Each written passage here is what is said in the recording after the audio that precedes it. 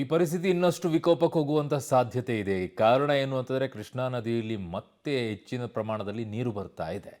ಈಗ ಬಿಡುಗಡೆ ಮಾಡ್ತಾ ಇರುವಂತಹ ನೀರು ಎಷ್ಟು ಅಂತಂದ್ರೆ 2,87,000 ಕ್ಯೂಸೆಕ್ ವರೆಗೂ ನೀರು ಬಿಡುಗಡೆ ಆಗ್ತಾ ಇದೆ.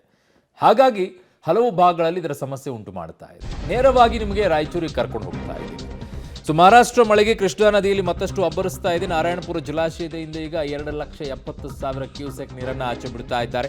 ರಾಯಚೂರಿನ ದೇವದುರ್ಗದಲ್ಲಿ ಈಗ ಮಳೆಯಿಂದ ಆಗಿರುವಂತಹ ಅನಾಹುತ ಇದೆ.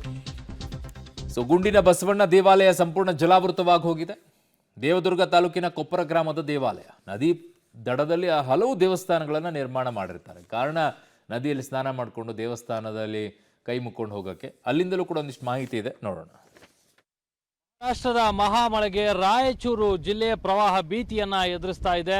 ಕೃಷ್ಣಾ ನದಿ ತುಂಬಿ ಹರಿತಾ ಇದೆ. ನಾರಾಯಣಪುರ ಜಲಾಶಯದಿಂದ ಭಾರಿ ಪ್ರಮಾಣದ ನೀರನ್ನ ಕೃಷ್ಣಾ ನದಿಗೆ ಹರಿಸಿರೋದ್ರಿಂದ ರಾಯಚೂರಿನ ನದಿ ಪಾತ್ರದ ಗ್ರಾಮಗಳಲ್ಲಿ ಪ್ರವಾಹ ಭೀತಿ ಎದುರಾಗಿರುವಂತದ್ದು. ಜೊತೆಗೆ ನದಿ ಪಾತ್ರದಲ್ಲಿರ್ತಕ್ಕಂಥ ಸೇತುವೆಗಳು ಇರ್ಬೋದು, ದೇವಾಲಯಗಳು ಇರ್ಬೋದು, ಒಂದೊಂದೇ ಜಲಾವೃತ ಆಗ್ತಾ ಇದಾವೆ, ಮುಳುಗಡೆ ಆಗ್ತಾ ಇದಾವೆ. ನಾವೀಗ ರಾಯಚೂರು ಜಿಲ್ಲೆಯ ದೇವದುರ್ಗ ತಾಲೂಕಿನ ಕೊಪ್ಪರ ಗ್ರಾಮದ ಶ್ರೀ ಗುಂಡಿನ ಬಸವೇಶ್ವರ ದೇವಾಲಯವನ್ನು ನಿಮಗೆ ತೋರಿಸ್ತಾ ಇದ್ದೀವಿ. ಇದು ಈಗಾಗಲೇ ಸಂಪೂರ್ಣ ಜಲಾವೃತ ಆಗಿರುವಂಥದ್ದು. ಕೃಷ್ಣಾ ನದಿಯಲ್ಲಿ ಇನ್ನೂ ಹೆಚ್ಚು ಪ್ರಮಾಣದ ನೀರು ಬಂದಾಗ ಸಂಪೂರ್ಣವಾಗಿ ಮುಳುಗಡೆ ಆಗುವಂತಹ ಪರಿಸ್ಥಿತಿಯನ್ನು ಈ ದೇವಾಲಯ ಎದುರಿಸ್ತಾ ಇದೆ.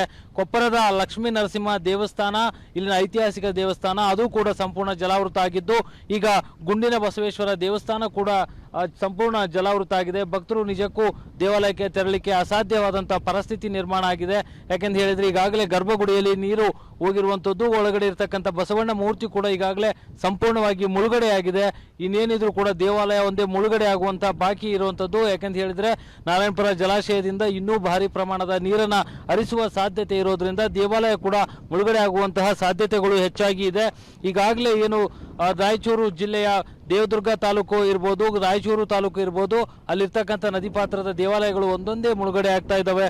ಇದಕ್ಕೆ ಕಾರಣ ಕೃಷ್ಣಾ ನದಿಯಲ್ಲಿ ಹೆಚ್ಚು ಪ್ರಮಾಣದ ನೀರು ಹರಿತಾ ಇರುವಂಥದ್ದು. ಹೀಗಾಗಿ ಏನು ಕೇವಲ ದೇವಾಲಯಗಳ ಮುಳುಗಡೆ ಮಾತ್ರ ಅಲ್ಲ, ನದಿ ಪಾತ್ರದ ಗ್ರಾಮಗಳಿಗೆ ನೀರು ಕೂಡ ನುಗ್ಗುವಂತ ಆತಂಕ ಎದುರಾಗಿದೆ. ಅಂದ್ರೆ ಪ್ರವಾಹದ ಪರಿಸ್ಥಿತಿ ರಾಯಚೂರು ಜಿಲ್ಲೆಯಲ್ಲಿ ಈಗಾಗಲೇ ಆರಂಭ ಆಗಿದೆ. ಕ್ಯಾಮರಾಮನ್ ಯಲ್ಲಪ್ಪ ಜೊತೆ ವಿಜಯ್ ಜಾಗಟ್ಗಲ್, ಪಬ್ಲಿಕ್ ಟಿವಿ, ರಾಯಚೂರು.